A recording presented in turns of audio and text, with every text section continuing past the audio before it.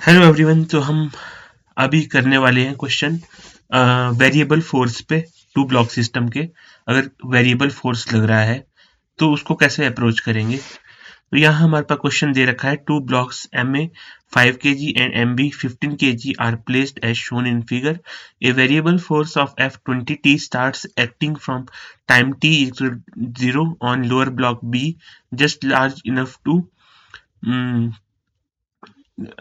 यहाँ टू के बाद कुछ नहीं लिखा है। इसका मतलब है कि यहाँ से आगे को large enough to accelerate the blocks. Determine the force F to make block B sliding out from the between the block A and ground at this instant. Plot a graph between acceleration of both blocks and time. Time के साथ इसका graph plot करना है। तो सबसे पहले हम यहाँ पर इसको अप्रोच करते हैं। यहाँ पर सॉल्यूशन इसका, तो सबसे पहले maximum friction between A and B, maximum friction between A and B जो कि होगा लिमिटिंग फ्रिक्शन। लिमिटिंग फ्रिक्शन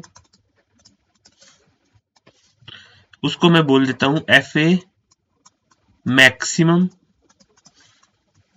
वो जाएगा F A limiting.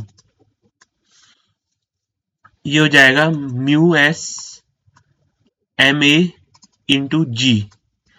Mu s दे रखा है 0.3, एम ए दे रखा है आपका 5 और जी ये हो जाएगा 15 न्यूटन।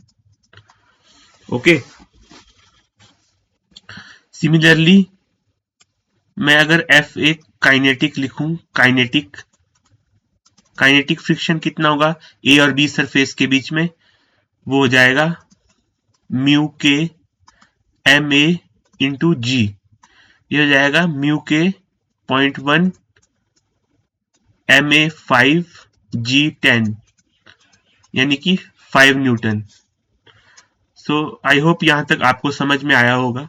हम अभी इन दो सरफेसिस के बीच का फ्रिक्शन लिख रहे हैं, जो लिमिटिंग वैल्यू है फ्रिक्शन की इन दोनों सरफेसिस के बीच में। तो अब हम ब्लॉक बी के लिए लिखेंगे for block b f b max हो जाएगा, maximum static friction is mu s m a plus m b into जी।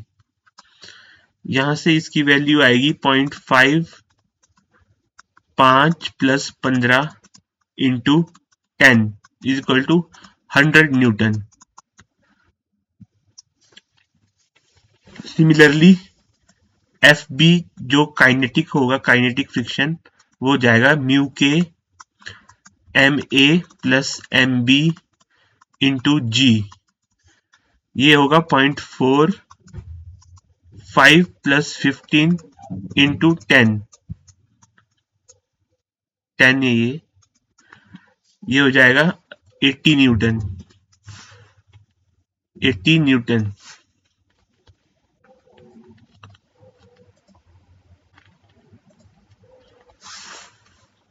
अच्छा, इसके बाद क्या करेंगे हम। अब यहां से हमारे को एक बात पता लगी, जब फोर्स 100 न्यूटन से कम है, यानी कि T इक्वल टू 100/20 यानी कि 5 second, T less than 5 second और 100 न्यूटन से कम फोर्स पे A एंड B मूव नहीं करेंगे, will not, A and B will not move. A और B इतने फोर्स पे मूव नहीं करेंगे, यानी कि acceleration of A is equal to acceleration of B equal to 0, क्योंकि ये स्टैटिक फ्रिक्शन है। बी ब्लॉक को एक्सिलरेट करने के लिए कम से कम 100 न्यूटन का फोर्स लगेगा, तब तक ये मूव नहीं करेगा। और इसके ऊपर ए ब्लॉक रखा है, वो भी मूव नहीं करेगा। जब तक 100 न्यूटन फोर्स नहीं हो जाता तब तक दोनों ब्लॉक मूव नहीं करेंगे। इन दिस केस, ये वाला केस 100 न्यूटन से कम वाला, force of friction on upper block is 0। Force of friction भी 0 होगा अपर ब्लॉक पे। ओके, अब हम दूसरा केस करते हैं। अगर F ग्रेटर हो गया 100 न्यूटन से, यानी कि T ग्रेटर देन 5 सेकेंड।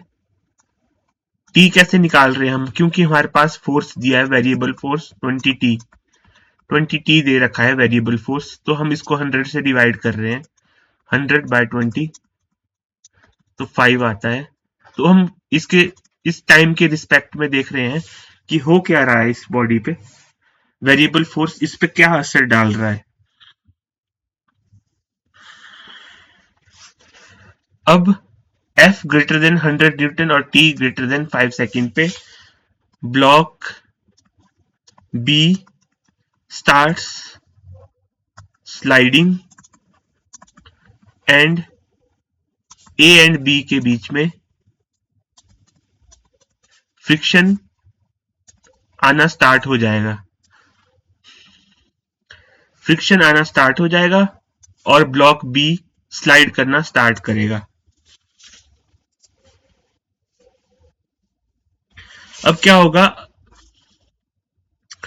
जब फ्रिक्शन A और B के बीच में लिमिटिंग वैल्यू तक रीच करेगा तो दोनों ब्लॉक कॉमन एक्सीलरेशन पे मूव करेंगे।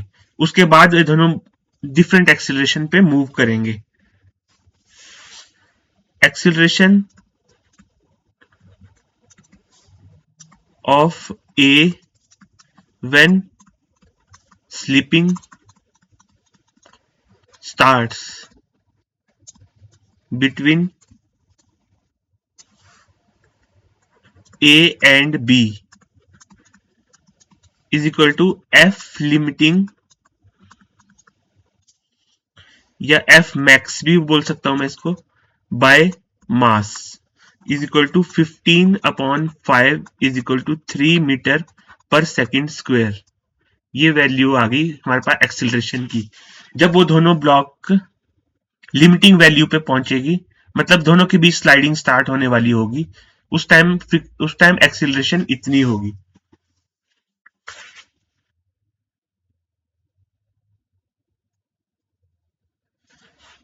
इस केस में क्या होगा, बी एंड ग्राउंड के बीच में स्लाइडिंग स्टार्ट हो जाएगी और ए और बी के बीच में लिमिटिंग फ्रिक्शन वैल्यू अचीव हो जाएगी। ओके, तो अगला हम करते हैं इसमें। अब मैं इसका FBD बनाता हूं, यहां से आपको क्लियर होगा। FBD जब हम इसकी बनाएंगे तो A ब्लॉक है, उस पे लिमिटिंग FA लिमिटिंग आ रहा होगा जब दोनों के बीच में स्लाइडिंग स्टार्ट होने वाली होगी, और B ब्लॉक पे वही लिमिटिंग फोर्स पीछे के लिए आ रहा होगा, FA लिमिटिंग, और B ब्लॉक स्लाइड कर रहा होगा। तो B ब्लॉक पे जो फ्रिक्शन होगा वो काइनेटिक होगा, फ्रिक्शन काइनेटिक होगा, और यहां पर फोर्स F लग ही रहा है। तो इसकी इक्वेशन मैं लिखूंगा F minus F kinetic plus F limiting is equal to MB into A। इसकी एक्सीलरेशन तो हमने पता कर दी, 3 मीटर पर सेकेंड स्क्वायर।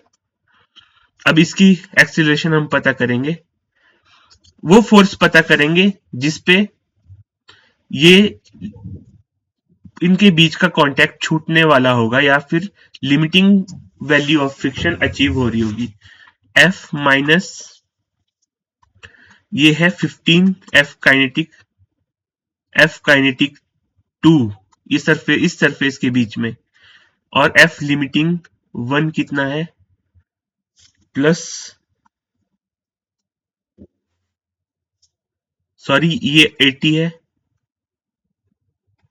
ये 15 है और 15 इंटू 3, तो यहां से F की वैल्यू आती है सॉल्व करके 140 न्यूटन।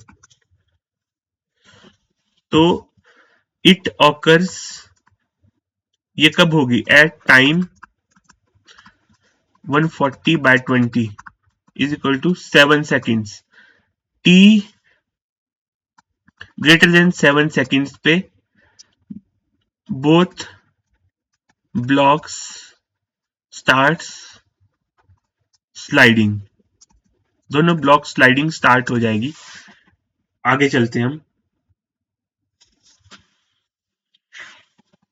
अब यहां पर हमें क्या पता चला, फॉर 100 न्यूटन से लेकर 140 न्यूटन तक, या फिर हम कह सकते हैं 100 न्यूटन या 20t से 140 न्यूटन तक, ये फोर्स की रेंज है।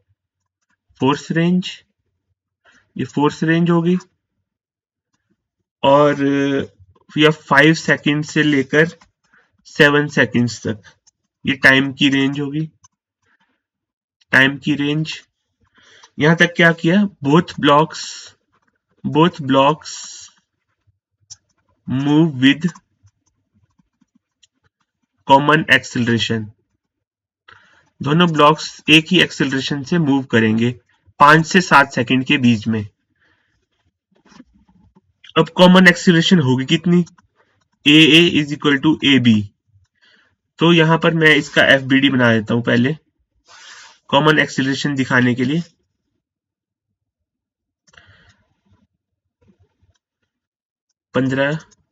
ये 5, तो यहां पर फोर्स लग रहा होगा 20t,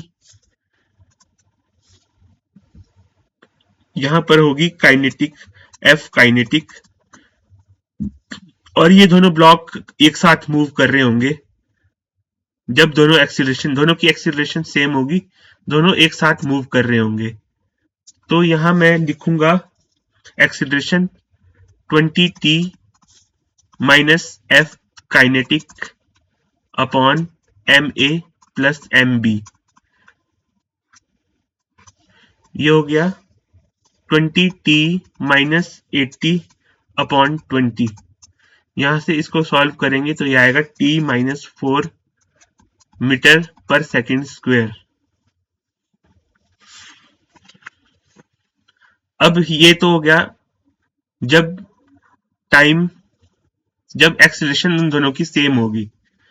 अब टाइम अगर ग्रेटर देन है 7 सेकंड्स के, तब क्या होगा, तब क्या कहानी होगी।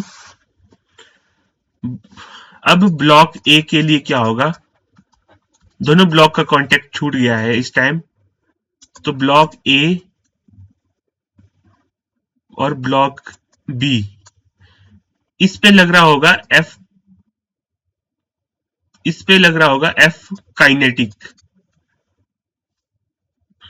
वही एफ काइनेटिक इस ब्लॉक पे लग रहा होगा एफ काइनेटिक, और ये हो जाएगा एफ काइनेटिक सेकंड। ये एफ काइनेटिक 1 हो गया और ये एफ काइनेटिक 2 हो गया, और यहां पर 20 टी फोर्स वेरिएबल फोर्स लग रहा होगा। तो ब्लॉक बी के लिए मैं सॉल्व करूंगा, ब्लॉक बी, तो 20 t minus f kinetic 1 minus f kinetic 2 is equal to m b into a की वैल्यू आएगी 20 टी माइनस एफ काइनेटिक 1 है 5 न्यूटन, एफ काइनेटिक 2 है 80 न्यूटन अपॉन 15। इसको सॉल्व करेंगे, एक्सीलरेशन की वैल्यू आएगी 4t minus 17 upon 3, 4t minus 17 upon 3। ये है time t greater than 7 seconds के लिए। तो हम यहां से ग्राफ प्लॉट करेंगे अब इसका।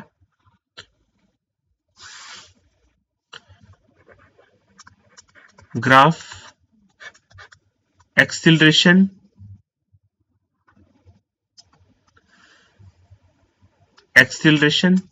वर्सेस टाइम का ग्राफ प्लॉट करेंगे।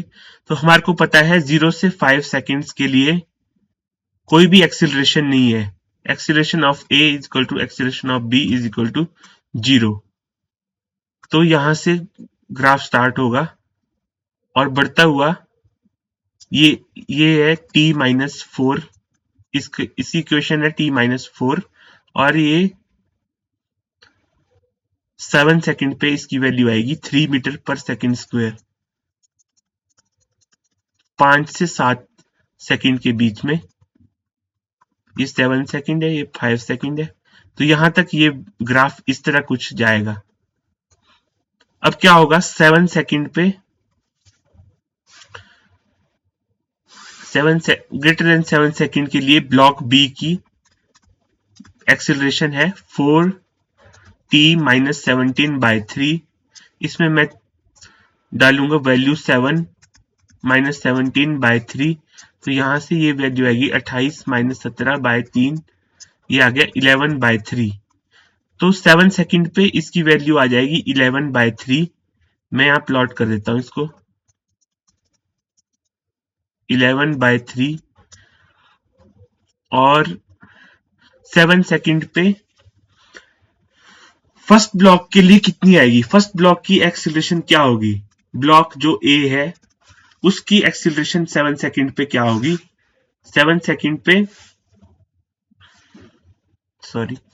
7 सेकंड पे ब्लॉक ए पे सिर्फ काइनेटिक फ्रिक्शन एक्ट कर रहा होगा, एफ काइनेटिक, क्योंकि दोनों का कांटेक्ट छूट गया है।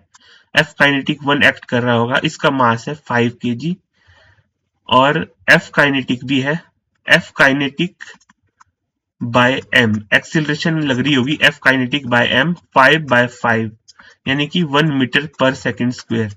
ये कांस्टेंट होगी। जब स्लाइडिंग स्टार्ट हो जाएगी तो ये वैल्यू 7 सेकंड पे ब्लॉक बी के लिए कांस्टेंट हो जाएगी 1 मीटर पर सेकंड स्क्वायर। 7 सेकंड के बाद इसकी वैल्यू, ये एक्सीलरेशन ऑफ ब्लॉक ए, ये कांस्टेंट हो जाएगी। जबकि इसकी 4t, इसकी इक्वेशन आई थी 4t माइनस 17 बाई 3, तो कुछ लीनियर जैसी इक्वेशन होगी इस तरह की। तो ये था ग्राफ जो इस सिचुएशन के लिए बना। तो आप इसको देख लीजिए। Thank you.